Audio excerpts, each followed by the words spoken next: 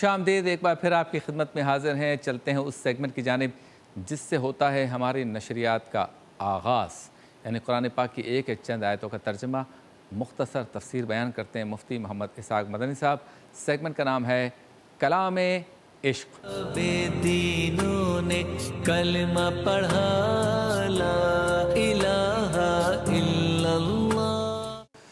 کلام عشق میں آج جو موضوع مضمون ہے قرآن پاک سے، اس کا لب لبا یہ ہے کہ اللہ تعالیٰ کی رضا ہو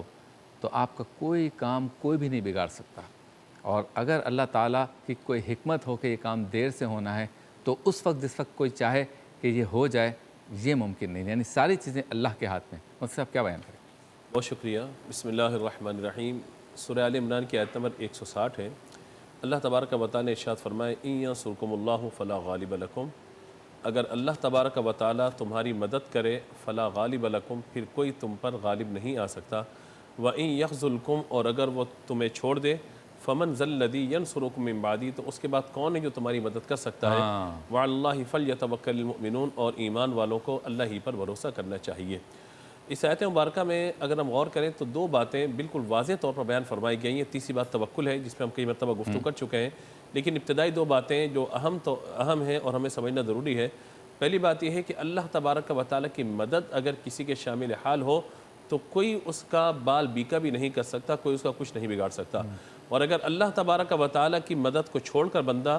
مخلوق کی مدد کی طرف آ جائے، یعنی اللہ تبارک و تعالیٰ کی ذات پہ توجہ دینے کے بجائے اپنی طاقت پر، اپنے اسباب پر، اپنے قوت بازو پر بھروسہ کرے اور یہ کہے کہ میں اس کام کو کر لوں گا، اور اللہ کی رضا اور مرضی شامل نہ ہو، اس کی مدد شامل نہ ہو، تو وہ یاد رکھیے کہ کوئی بھی کام بندے کا مالد وجود میں نہیں آ سکتا۔ اگر وہ کر بھی لے گا تب بھی سمجھیے کہ کامیابی اسے نصیب نہ ہوگی۔ تو مسلمانوں کو خاص طور پر یہ سورہ آل عمران کی 160 آیت میں بیان فرمایا گیا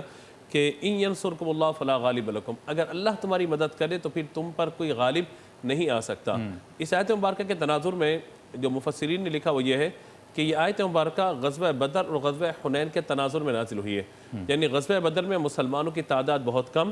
اور سامنے کفار کا لشکر بہت زیادہ، یعنی 3 گنا زیادہ لشکر، کہاں 313 اور کہاں 1000 سے زائد افراد۔ تو اللہ تبارک و تعالیٰ نے مدد فرمائی ان کی، انہوں نے مسلمانوں نے اللہ سے مدد طلب کی، میرے آقا صلی اللہ تعالیٰ علیہ وآلہ وسلم نے اللہ کی بارگاہ میں دعا کی، تو اللہ تبارک و تعالیٰ نے اس طرح مدد نازل فرمائی کہ فرشتے آ گئے ان کی مدد کے لیے، ان کے تعاون کے لیے اور مسلمانوں کا حوصلہ بڑھانے کے لیے۔ تو اللہ تبارک و تعالیٰ نے انہیں فتح عطا فرما دی، اللہ کی مدد شامل حال ہوئی۔ اور غزوہ حنین میں یہ ہوا کہ مسلمانوں کی تعداد بہت زیادہ، کفار کی تعداد کم تھی۔ اب مسلمانوں کو اپنی عددی اکثریت پہ یہ ناز ہوا کہ آج تو ہم بہت زیادہ ہیں، بدر میں احد میں ہم کم تھے، آج بہت زیادہ ہیں، آج تم کفار کو تہس نہس کر کے رکھ دیں گے۔ لیکن وہاں پہ تعداد کی کثرت قلت کے اندر تبدیل ہو گئی اور مسلمانوں کو وہاں پہ تکالیف اور پریشانیوں کا سامنا ہوا۔ تو فرمایا گیا کہ اگر اللہ تبارک و تعالیٰ کی مدد تمہارے ساتھ ہے سارے کام تمہارے آسان ہو جائیں گے، اور اگر اس کی مدد شامل حال نہیں ہے تو تم لاکھ کامیابیوں کے دعویٰ کرو، تم کبھی بھی کامیاب نہیں ہو سکو گے۔ اور اللہ تبارک و تعالیٰ پر ایمان والوں کو بھروسہ کرنا چاہیے۔ آپ آج چونکہ 17 رمضان مبارک ہے، 17ویں شب ہے، تو اس تناظر میں اگر اس آیت مبارکہ کو ہم دیکھیں تو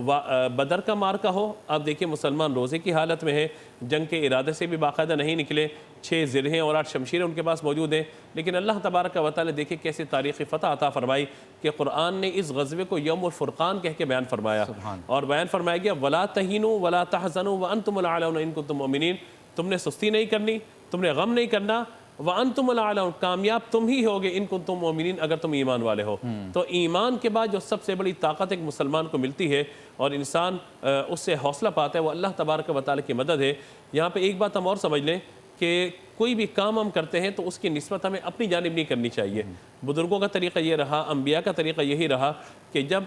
کسی اچھائی کی نسبت وہ کرتے ہیں تو اللہ تعالیٰ کی طرف کرتے ہیں کہ علم ہے تو اللہ تعالیٰ نے ہمیں عطا فرمائے، کامیابی اللہ نے ہمیں عطا فرمائی، ترقی اللہ نے عطا فرمائی۔ اس مارکے کے اندر اگر ہم کامیاب ہوئے تو ہماری کامیابی نہیں ہے، ہماری کامیابی نہیں ہے، بلکہ یہ اللہ ہی کی مدد ہے کہ اس نے ہمیں کامیابی عطا فرمائی۔ وہ کیا ہے کہ کافر ہے تو کرتا ہے شمشیر پہ بھروسہ، مومن ہے تو بے تیغ بھی لڑتا ہے سپاہی۔ تو یہ اللہ تبارک و تعالیٰ کی مدد شامل حال ہوتی ہے تو لکڑی بھی پھر تلوار کا کام جو ہے کرنا شروع کر دیتی ہے۔ اس تناظر کے اندر اگر ہمیں دیکھیں تو مسلمانوں کی مکمل تعداد، مسلمانوں کے سارے معاملات اور حضور صلی اللہ تعالیٰ علیہ وآلہ وسلم کی مکمل سیرت پاک کو اگر آپ دیکھیے تو صحابہ کرام اور مجاہدین اسلام کے بارے میں جو اقبال نے لکھا وہ بالکل اس آیت کے تناظر میں ہمیں بات سمجھ میں آتی ہے کہ یہ غازی، یہ تیرے پر اسرار بندے جنہیں بخشا ہے تو نے ذوق خدائی، دو نیم ان کی ٹھوکر سے صحرا و دریا، سمٹ کر پہاڑ ان کی ہیبت سے رائی، دو عالم سے کرتی ہے بیگانہ دل کو، عجب چیز ہے لذت آشنائی۔ واہ۔ تو جو لذت آشنائی مل جائے اور جس کو یقین ہو کہ اللہ تبارک و تعالیٰ کی مدد میرے شامل حال ہے، تو جب اللہ کی مدد شامل حال ہو اور بندے کو یقین ہو جائے تو یقین مانیے بڑے بڑے معاملات جو ہے وہ سب کے سب جو ہے وہ تہس نہس ہو جاتے ہیں اور بندہ ہر چیز کو رونتا ہوا کامیابی کی منزل کی طرف بڑھتا چلا جاتا ہے۔ اور اسی کو حدیث قدسی میں یوں بیان فرمایا گیا، اِنَّا عِنْدَ الظَّنِّ عَبْدِي بِی، کہ میرا بندہ میرے بارے میں جیسا گمان کرے گا مجھے ویسے ہی پائے گا۔ تو یہ اللہ تعالیٰ کی ذات کے بارے میں حسن ظن قائم رکھنا اور اچھا گمان رکھنا اور اللہ کی بارگاہ میں دعا کرتے رہنا کہ اللہ تبارک و تعالیٰ میرے معاملات کو حل کر دے گا، میرے سارے مسائل کو آسان کر دے گا، ان مشکلوں میں اللہ تعالیٰ مجھے راستہ عطا فرما دے گا، تو پھر سارے کے سارے معاملات آسان ہوتے چلے جائیں گے۔ اس وقت دنیا ایک لاک ڈاؤن کی صورت میں ہے، کیفیت ہے، پریشانی کے عالم میں ہے، تو ہم رجوع کریں اللہ تبارک و تعالیٰ کی طرف۔ اور اگر کہیں پر کوئی کامیابی ملتی ہے کہ کیسز کم ہو جاتے ہیں، کہیں کامیابی ملتی ہے کہ اللہ تعالیٰ اس وبا سے نجات عطا فرما دیتا ہے، کہیں کامیابی ملتی ہے کہ اگر 5000 کیس آ رہے ہیں اور 50000 صحیح ہو رہے ہیں، صحت مند ہو رہے ہیں، تو اس کو اپنا کارنامہ تصور نہ کریں۔ میں ان ینصرکم اللہ فلا غالب لکم، اللہ تمہاری مدد کرے گا تو کوئی تم پہ غالب نہیں آ سکتا، اور اگر وہ تمہیں چھوڑ دے تو پھر تم کسی بھی طرح سے کسی کی مدد کو حاصل نہیں کر سکتے۔ بے شک۔ اللہ پر بھروسہ ہو، اعتماد ہو، یقین ہو، ہر معاملے میں اللہ تبارک و تعالیٰ سے مدد طلب کی جائے اور کامیابی کا یقین ہو، اللہ تبارک و تعالیٰ مشکلات سے بھی راستے نکال دے۔ بہت خوب، زبردست بات ہے، اور یہ ہماری زندگی میں ہمیں اس فکر اور اس نظریے کو اپنے ذہن نشین کر لینا چاہیے کہ رب تعالیٰ ساتھ ہے تو کوئی آپ کا کچھ نہیں بگاڑ سکتا، اور یہ بھی ذہن میں رکھنا چاہیے کہ اللہ جب چاہے یعنی ہمارے لیے بہتری چاہے اسی وقت کام ہوتا ہے۔ ہمیں وقتی طور پر ایسا لگتا ہے کہ اس کا کام ہو گیا میرا کیوں نہیں ہوا، تو سمجھ لیجئے جیسے کہ مفتی صاحب نے بتایا کہ رب کی رضا اسی میں ہے کہ آپ کو آپ کی چیز اس وقت ملے جس وقت رب چاہتا ہے۔ آپ سے ملاقات ہوتی ہے مختصر سے وقفے کی۔